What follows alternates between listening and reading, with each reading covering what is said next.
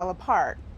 And so we expect to hear more of the same. But one thing that's really important that has changed since then is what we have also been hearing out of Capitol Hill, right? There are also oversight investigations going on. One of Hunter Biden's former business partners has come out and testified that President Biden, while he was vice president, was actually on various phone calls in which Hunter Biden was dealing business overseas. And so that raises so many more questions, Margaret, about what the president knew, when he knew it, and whether he was involved, which of course he himself has always said he has known nothing about those business dealings and was certainly never involved. But I think today you are seeing a commitment, as Garland just pointed out, to getting to the bottom of all those questions. That's right. And there are things that can be, as the former Attorney General Bill Barr said on Face the Nation last Sunday, things can be shameful without being illegal.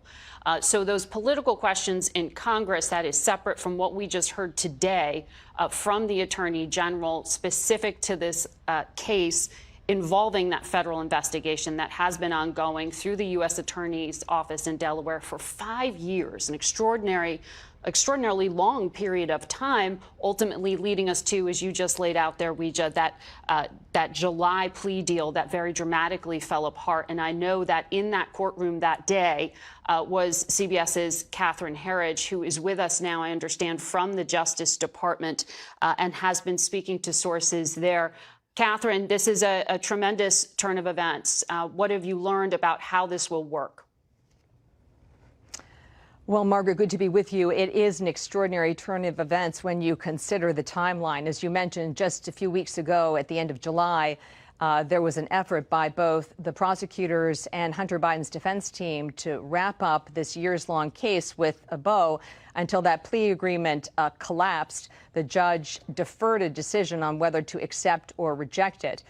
And what we learned at that news conference just a few minutes ago from the Attorney General is that earlier this week on Tuesday, the U.S. Attorney David Weiss, who's been leading this investigation, approached him and said that he felt the investigation had reached a stage that he needed to continue his work with special counsel status. So what does that mean in the short term? What it means is that Weiss will ultimately deliver a report to the nation about his decision-making in the Hunter Biden case, whether he chooses to bring charges or he declines to bring charges, and that would involve congressional testimony. A former federal prosecutor I spoke to just before this event said to me the appointment of a special counsel would have the effect of delaying a resolution on the Hunter Biden matter, in his opinion. And it would certainly delay any anticipated testimony from the U.S. attorney in Delaware to Republicans on Capitol Hill who have been seeking that testimony for several months. So it's an extraordinary development considering where the two parties were 2 weeks ago to wrap up this years-long case, now to the appointment of a special counsel that will have these broad authorities, most importantly, to continue this ongoing investigation, Margaret. Catherine, and it really is interesting, given that it was June 7th, the U.S. attorney said he had ultimate authority, and then again had said to Congress that he felt he had that. And now this Tuesday says, I need some independence to go further into this investigation. And as we just heard from the Attorney General, Merrick Garland, the investigation is ongoing. We will have more coverage of these legal issues as well as the political impact, because as Catherine just laid out, the timeline for this seems to be dragging on. And as of today, we are 451 days away from a presidential election.